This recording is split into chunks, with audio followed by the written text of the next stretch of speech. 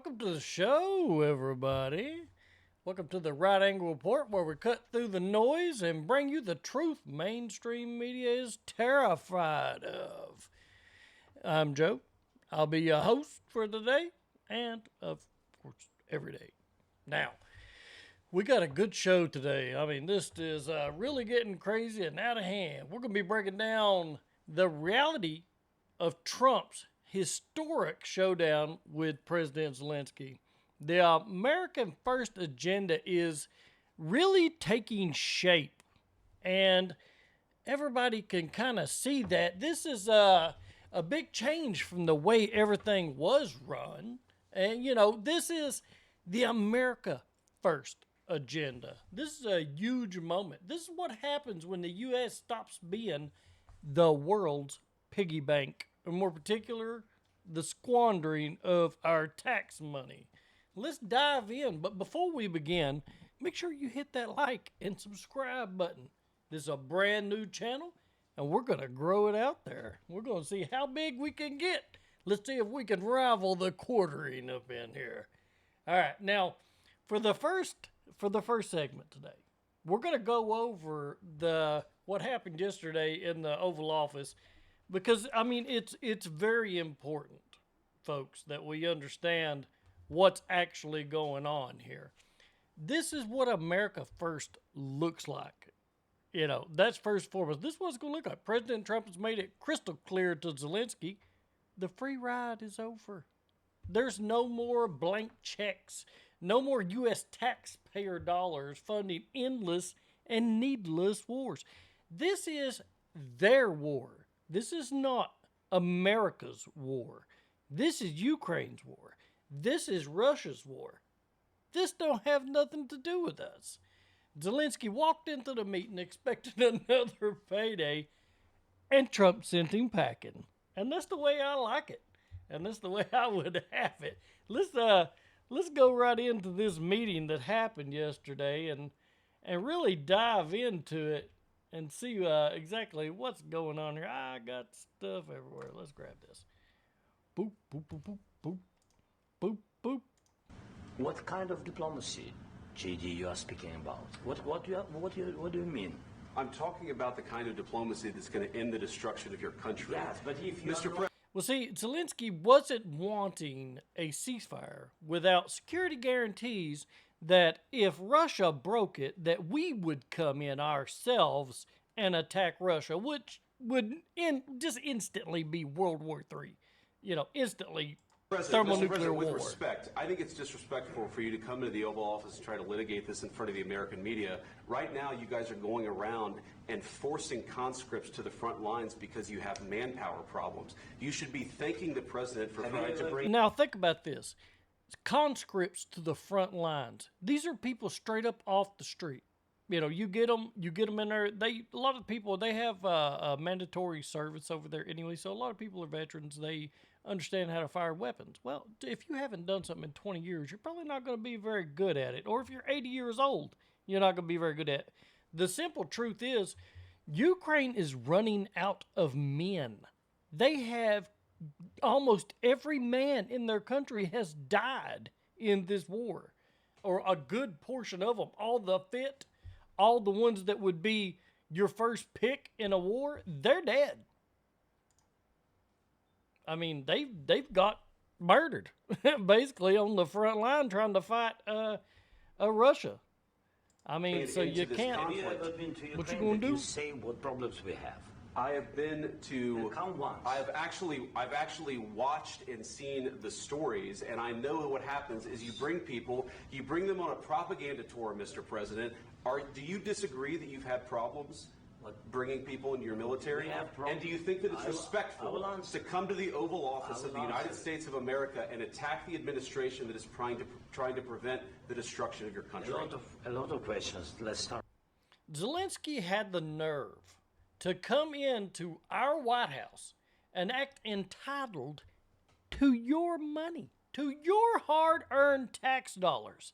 I mean, think about that. Like, he was just expecting us to just hand over our money. Like, it was expected of us that we should do such a thing. I'm like, that's crazy. But I mean, he made it crystal clear to Zelenskyy, the free ride's over. You know, I mean, he had the gall to just come in there and be like, I'm acting entitled. You know, like we owed this to him, or the world owed this to him. I mean, in honesty, it's probably, they say allegedly he's a cocaine addict. And if he is, it would make more sense because this was the actions of a drug addict. We all know them. We know how they act. They come in, they demand your money like it's owed to them. And that's pretty much exactly what it is. Even if you look at his stance here, he's sitting here with his arms crossed, showed up in jogging pants to meet with the President of the United States. I mean, that's just completely disrespectful. I mean, look at this. Would this be something you think, oh, I'm gonna meet with Trump today. Let me look like I look every day. I mean, that's madness. But Trump wasn't having it. Trump wasn't having it. You know, either Trump told him either negotiate peace or you're on your own. You're on your own. I mean, what else can you do? Either negotiate peace or you're on your own. That's leadership. That's what leadership looks like. And guess what? Mainstream media's losing their minds. They're losing their minds. The left is panicking because they know the money laundering scheme is up. It's up. The jig's up. The unlimited money pool, because, you know, remember what they said. Trump was like, we've give you $350 million. Zelenskyy was like, we didn't get half of that. So where did the rest of the money go? I want Doge to dig into this. Where is the rest of our money that we give them? $350 billion. 300. I would rather, our government just waste money, just insane. Just insanely waste money. This is absurd. And for him to just come in there and act like we owe it to him? For what, living? Yeah, you provoked Russia into a damn war and then expect us to bail you out. I'm like, good luck with that. You remember, the Ukrainian Congress passed the bill or whatever it was that said there could be no peace with Russia. Are you kidding me? There's no peace with Russia. So what's the end of this? You know, the destruction of Russia? I mean, he obviously is on drugs if he thinks that that's going to happen. Like Ukraine could possibly even do such a thing. So the real question is, what now? Okay, so the jig's up. Maybe, he'll come to the table. But the way that the world is, and with Europe, I don't think Europe is ready to end this money laundering scheme. This wasn't the United States is laundering money through there. This is all the politicians globally are laundering money through Ukraine. So are they willing to let loose of their piggy bank? Or are they going to keep this ball rolling as long as possible?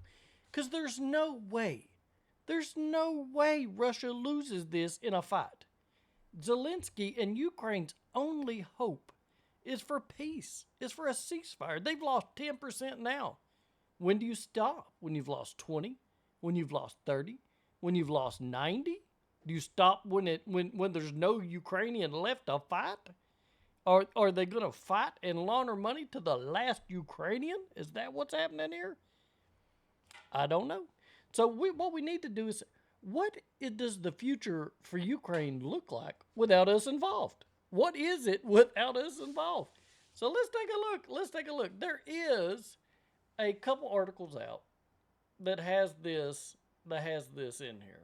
But let's get we'll look a little bit further into this. Sure. First of all, during the war, everybody has problems. Even you, but you have nice ocean and don't feel now, but you will feel it in the future. Now, how would he know this? How does he know that the war between Russia and Ukraine would involve us? Why would this have anything to do? It don't matter to us. We wouldn't know if Ukraine glowed in the dark tonight and was not there tomorrow.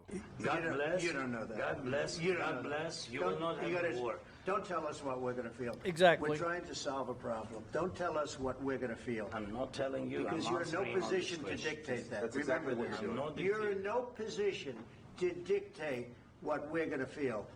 You We're going to feel very you will good. Feel influenced. We're going to feel very I'm good and telling very you, strong. You will feel influenced. You're right now not in a very good position. Terrible You've allowed position. yourself to be in a very bad position, and he happens to be right about From it. the very beginning. Yeah, now remember, Russia has tried to make peace with them 2 or 3 times, and they just would not have it. Of the war. You're not in a good position. You don't have the card. cards right now. No With cards. us, you start having Not playing cards. cards. Right now, you I'm don't. very You're playing serious. cards. He said, we're not playing cards. This is very serious. Mr. President, You're I'm playing very cards. serious. You're I'm gambling the with the president lives of anymore. millions of people. Yes. And that's what he's doing. Gambling with the lives of millions of people, Ukrainians and the rest of us, potentially, if NATO is duped into getting involved here, or these European countries commit basically, sideways with trying to drag us along with it, because we currently have a membership with NATO, which we need to fix immediately. You're gambling with World War III. You're gambling with World War III.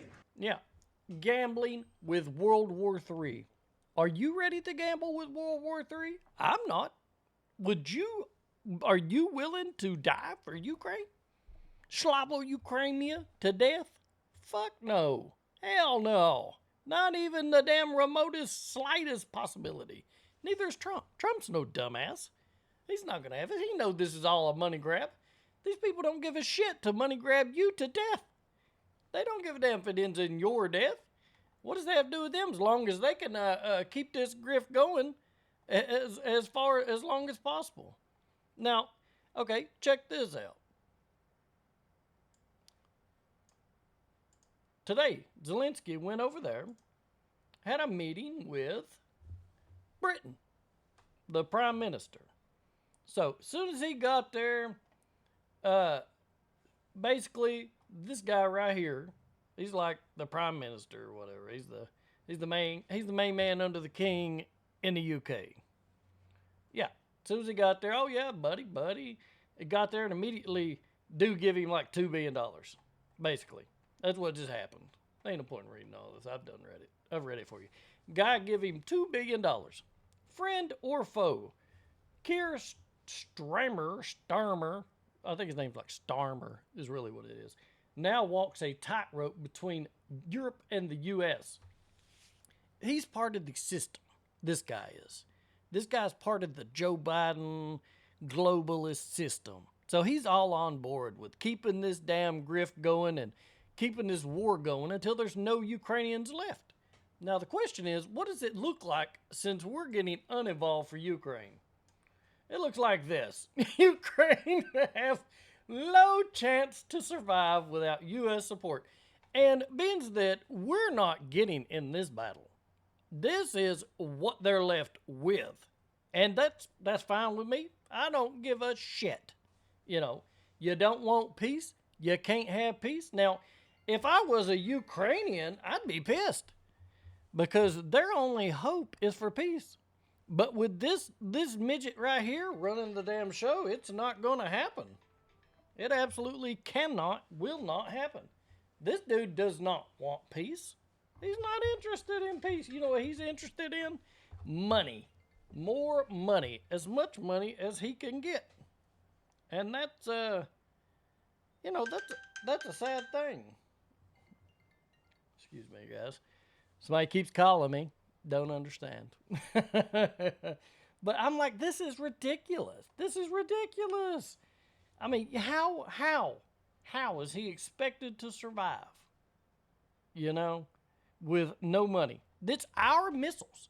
It's our tech. Remember when this whole war started, it started because of they was lining up on the border. And then Ukraine was amassing troops on their border. Russia said, quit amassing these troops on your border or you're going to force us into responding. We're going to have to invade. So everybody was expecting, me included, I expected this to last like a day, 3 days, and everybody else did basically. You know, we thought this was going to be over in a week maximum, and it would have been. But we had give Ukraine so much of our tech, so many bombs, so many bullets, so many Javelin anti-tank missiles, high state-of-the-art stuff, way beyond what Ukraine would have. You know what Ukraine would have? Pitchforks. Ukraine ain't got no tech. Ukraine is shit when it comes to any kind of military tech. They got like World War II level military tech. Very latest they had was 1970s. I mean, it would have been an absolute slaughter. I mean, Russia themselves doesn't have very high tech. But what Russia has is a willingness to kill every single body. And no holds barred, no holding back, and don't give a shit how painful it is. Russia isn't throwing all their might in this. You're not bleeding Russia to the point of attrition. That's not what's going to happen here. What's going to happen is Ukraine is simply going to run out of men. And if the rest of the world and Britain and everybody else has their way, they'll run out of women. They're not going to stop until there's absolutely nothing left. Just madness. These people will never stop until, it's over. So our deal is we have to pull out of this.